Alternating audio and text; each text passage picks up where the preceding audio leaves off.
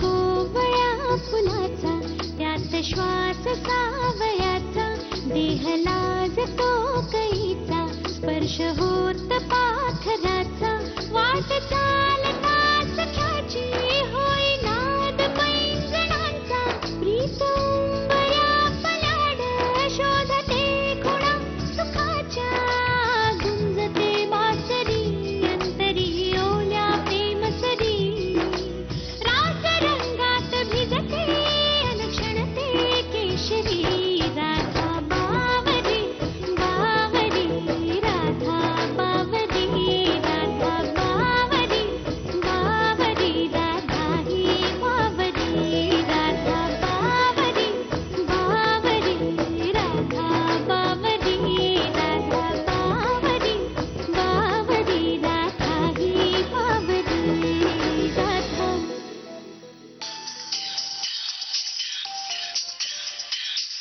सौरभ,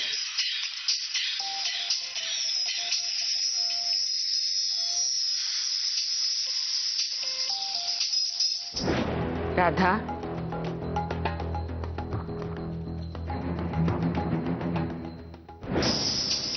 येऊ का नको? रक्तप्रधान आले तर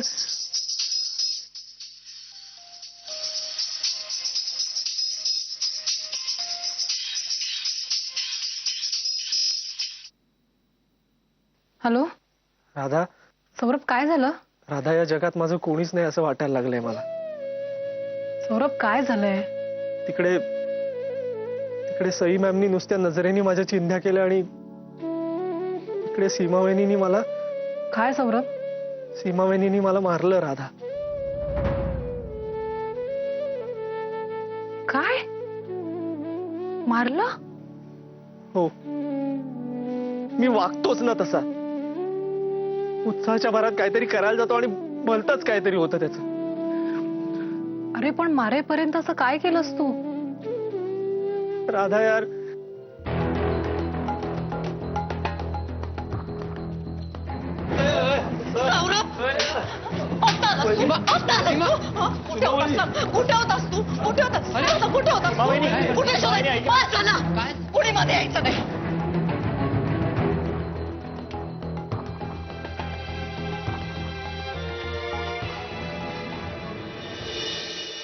हो गॉड, आपलं दोघांचं खरंच खूप चुकलंय. सौरभ, तू एक काम कर, पहिलं जाऊन सीमावहिनीला सॉरी म्हण आणि मनापासनं म्हण. मग बाळाला बघ, यश जिजूंना पण सॉरी म्हण, कारण त्यांना जेव्हा तुझी गरज होती तेव्हा तू नव्हतास. दोघांना सॉरी म्हणालास ना की बरं वाटेल तुला.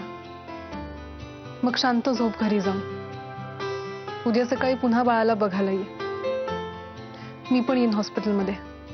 राधा, खरंच किती समजूतदार आहेस तू. त्या दोघांना सॉरी म्हणण्याआधीच मला बरं वाटायला लागलंय. बर, तुझ्या इकडे काय घडलं? म्हणजे सई मॅडम रागवल्या असतील ना, कारण त्या खूप चिडलेल्या वाटत होत्या मला. तुला जाम बोलणी खायला लागली असतील ना? नाही, त्या दमल्या होत्या, जेवल्या पण नाही, न जेवताच झोपून गेल्या. सौरभ, सौरभ, मला भीती वाटतेय. मनात काहीतरी डिसिजन घेतला असणार त्यांनी. वैतागले आहेत पण दाखवलं नाही त्यांनी. नाही राधा, त्यांचा खूप जीव आहे तुझ्यावर. त्या जास्त वेळ राग धरून ठेवू शकत नाहीत तुझ्याबद्दल. हो, बरं, मी ठेवतो आता. सीमावहिनी आणि जिजूंना जाऊन भेटतो. Okay, you take care. You too. Bye. Bye.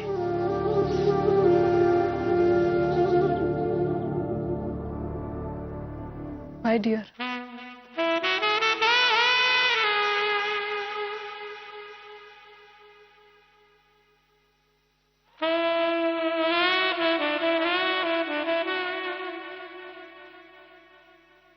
Hello दादा. हाँ बोल रे. दादा, आपल्या रंजूला मुलगी झाली. बाळ आणि रंजू दोघे सुखरूप आहेत. अरे काय सांगतोस काय? अरे फार आनंदाची बातमी आहे बाबा. वा वा वा वा वा वा. अरे त्या सई प्रधान आहेत ना, हा त्यांच्याकडे जेव्हा रंजूची केस गेली तेव्हा मला खात्रीच पटली होती की हिची डिलिव्हरी अतिशय उत्तम आणि सुखरूप होणार. अरे मागे एकदा आयुर्वेद आणि ॲलोपॅथी यांच्या संमिश्र सेमिनार मध्ये ह्या बाई आम्हाला भेटल्या होत्या. हो हो हो, तेव्हापासूनची ओळख आमची. वा वा वा, फार आनंदाची बातमी आहे. बरं आता एक काम करायचं, तिथे आहे का सीमा आहे बाजूला, तिला सांग म्हणाव आज मी कुणाचंही काही ऐकणार नाहीये. हा चांगली मस्त पैकी माव्याची गोड बर्फी खाणार आहे. 1-2 नाही 10-12 खाणार आहे. हे बघ मी येतोय तिथे नातीला भेटायला. दादा हे बघा, आत्ता येऊ नका कारण आत्ता भेटू देणार नाहीत. मी उद्या तुम्हाला स्वतः इथे घेऊन येईन. हा अरे काय रे, बरं ठीक आहे, उद्या तर उद्या. हा बरं ठेवू का? हा ठेवा.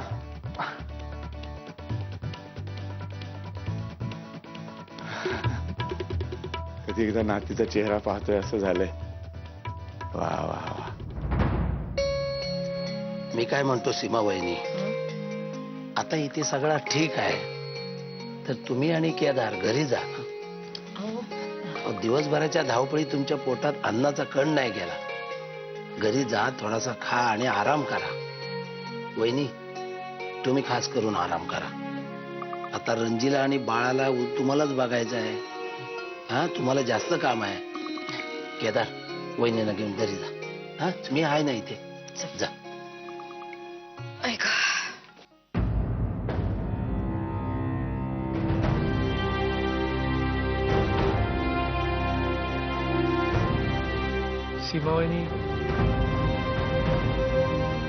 सीमावहिनी मला शिक्षा दिलीस ना आता तू.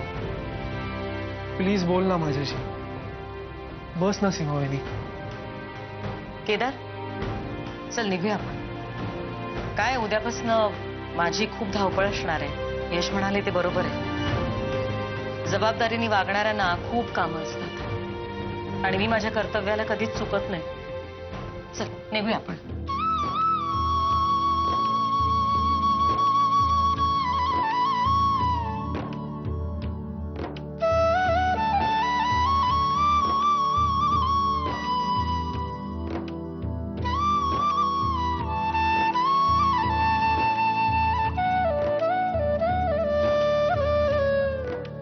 बस.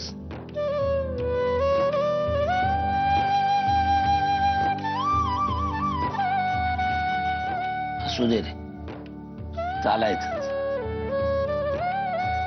तिचा पण काही चुकला नाही. देवाच्या दयेने सगळा ठीक झाला म्हणून ठीक. नाही तर आमची वाट लागली होती माहितीये त्यावेळी. तुझी लय गरज होती रे.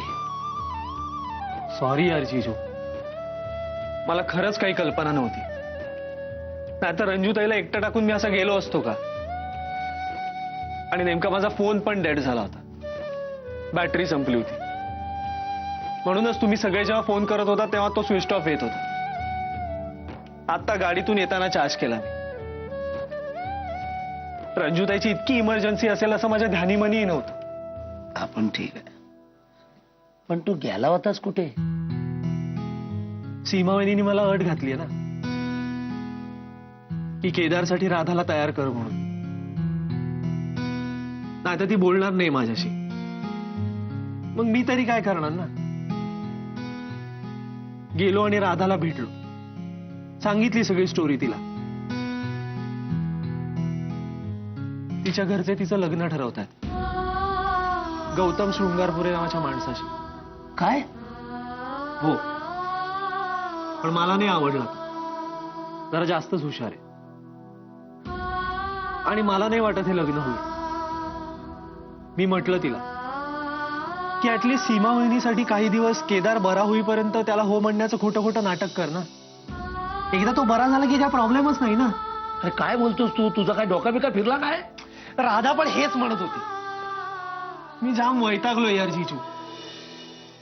तिकडनं त्या केसरकडे गेलो तर ती म्हणते लग्न करून आपण लंडनला जाऊया. तिच्या वडिलांच्या बिझनेसचं तिकडे एक युनिट आहे, ते आम्ही सांभाळायचं. काय चाललंय यार, बोर झालंय मला. पण एकदा विचार आला की चालेल ना, जाऊया, शिफ्ट हो, म्हणजे कुठलं टेन्शनच नको. म्हणून हे सांगायला राधाला फोन केला तर ती फोन उचले ना. 15 वेळा फोन केला तरी तिने उचलला नाही. शेवटी तिच्या घरी पोहोचलो तर तिला बरं वाटत नव्हतं म्हणून ती झोपली होती.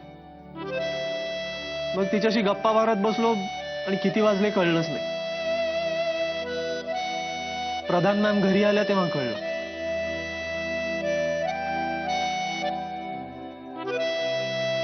सौरभ, एक विचारू, खरा खरा उत्तर देशील? विचारा ना जीजू, खरं खरंच सांगेन. तू राधाच्या प्रेमात पडलायस?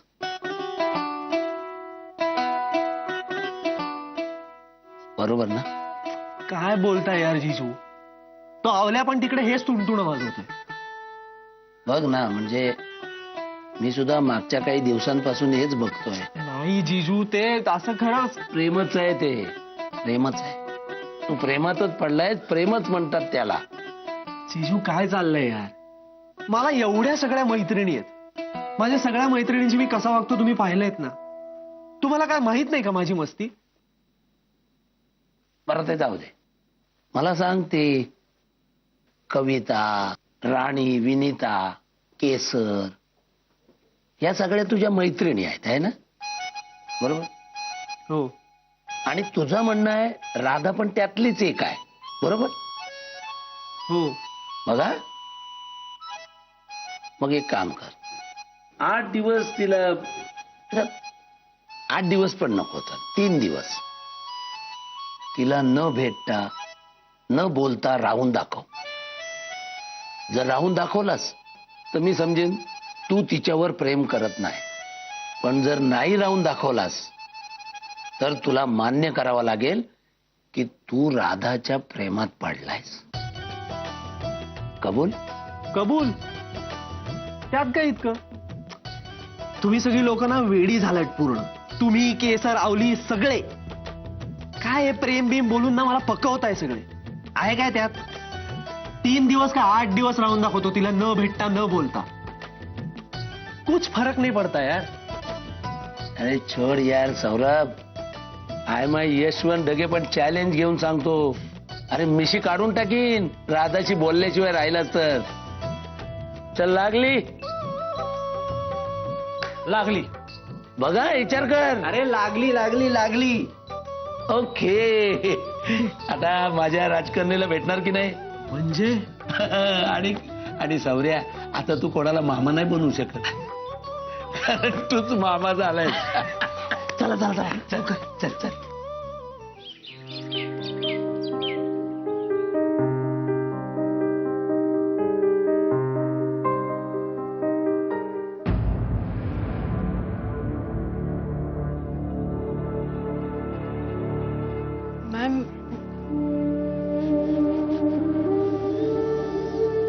मॅम, मी पण हॉस्पिटलमध्ये येते.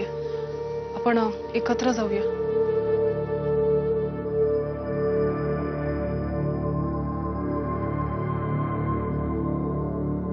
राधा, मी काही निर्णय घेतलेत आपल्या दोघींच्या भल्यासाठी.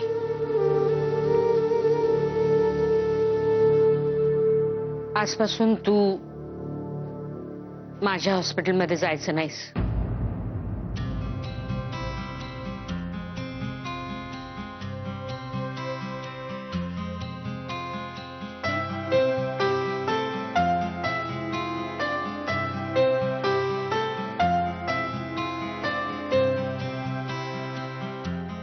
तू वेगळी स्वतंत्र प्रॅक्टिस सुरू करायचीस, कारण आता आपण वेगळं होणं गरजेचं आहे. आणि तू मोठी झाली आहेस आता. तुझं बरं वाईट तुला चांगलं कळतं. तुझ्या आयुष्यातले महत्वाचे निर्णय तू स्वतंत्रपणे घेऊ शकतेस. आणि तेच तर मला हवं होतं, तू आयुष्यात खंबीर आणि स्वतंत्र होणं.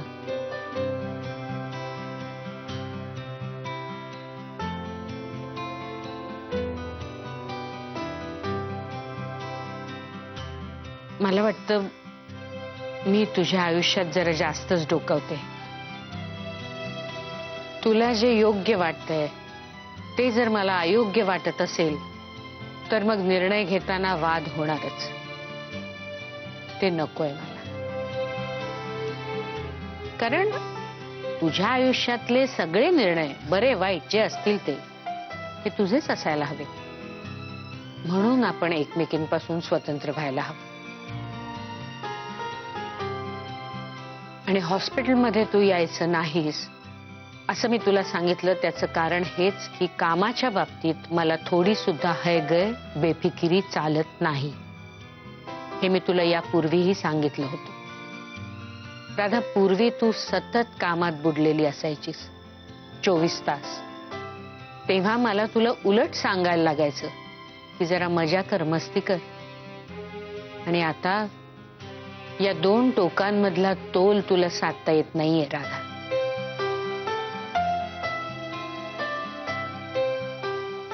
सौरभ तुझ्या आयुष्यात आला आणि तू बदललीस, खूप बदललीस. म्हणजे चांगला आहे तो बदल, नक्कीच चांगला आहे. I appreciate that. तू खूप हसरी, खेळकर, आनंदी झालीस. तुझ्या त्या पांढऱ्या उदास रंगहीन दुनियेतून तू छान रंगीबेरंगी दुनियेत आलीस. पण राधा, हे गहिरे रंग कधी कधी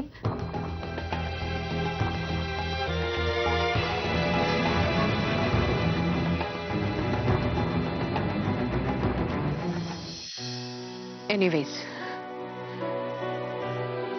त्या सगळ्या चर्चेत मला पुन्हा पडायचं नाहीये. कारण मी तुला म्हटलंच आहे, निर्णय हे तुझेच असतील. फक्त मला वाटलं होतं की माझ्याशी वेळीच बोलशील, मला विश्वासात घेशील. सगळं परस्परच घडतंय. राग नाहीये मला त्याचा राधा, खरंच राग अजिबात नाहीये. पण काळजी मात्र आहे, कन्सर्न आहे. पण नाही म्हणून मी तुझ्या आयुष्यात आणखीन ढवळाढवळ करणार नाही. ते मला करायचंही नाही. मुलं मोठी झाली, समजूतदार झाली की आई वडिलांनी त्यांच्या आयुष्यात डोकवायचं नसतं, हे तुझं आई पण स्वीकारेपर्यंत पटत होतं मला. पण एकदा तुझी आई झाले आणि मी सुद्धा त्याच टिपिकल संकुचित पालकत्वाचा मुखवटा चढवून बसले. चुकलं माझं, पण ती चूक आता सुधारते. सो तू तुझं आयुष्य तुला हवं तसं जग. आमच्या कोणाच्याही मतांचं ओझं नको घेऊस मनावर. आणि माझे आशीर्वादच आहेत तुला. खूप मोठी हो राधा, नाव कमाव आणि सुखी हो.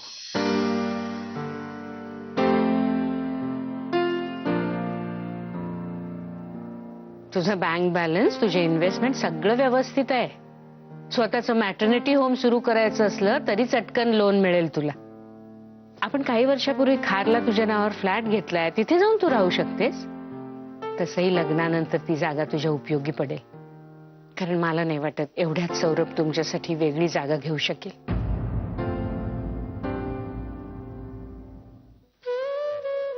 जे असेल ते. पण आता तुझ्या मनासारखं होतंय ना, मग रडायचं कशाला? आणि बच्चा, मी काय तुला माझ्यापासून तोडून टाकत नाहीये. कधी ना कधी तू आपल्या आईला सोडून दूर जाणारच होतीस ना. मी तुझी आई आहे आणि आईच राहीन बाळ. म्हणून तर मी तुला हे सांगतेय, तुझं आयुष्य तुझ्या मनाप्रमाणे जग. कारण तुझं सुख महत्वाचं आहे, तू आनंदी असणं महत्वाचं आहे. आणि मी आता तुला फक्त माझे निर्णय सांगितले. लगेच काय तुला घराबाहेर काढत नाहीये मी. तुझं स्वतःचं खारचं घर तुला हवं तसं सजव. तिथे काय हवं काय नको ते नीट बघ. त्यासाठी थोडा वेळ लागेलच आणि स्वतःची स्वतंत्र प्रॅक्टिस सुरू होईपर्यंत तू कुठल्याही दुसऱ्या हॉस्पिटलमध्ये काम करू शकतेस. कितीतरी जण बोलवतायत तुला. खूप चांगल्या पगाराच्या ऑफर्स आहेत माहितीये मला. Be happy. थोडं दूर राहिलं ना म्हणजे नात्यातली गोडी टिकते. म्हणून माझ्या जवळपणाचं आता बंधन नको तुला. तू पंख पसर आणि घे मोठी भरारी.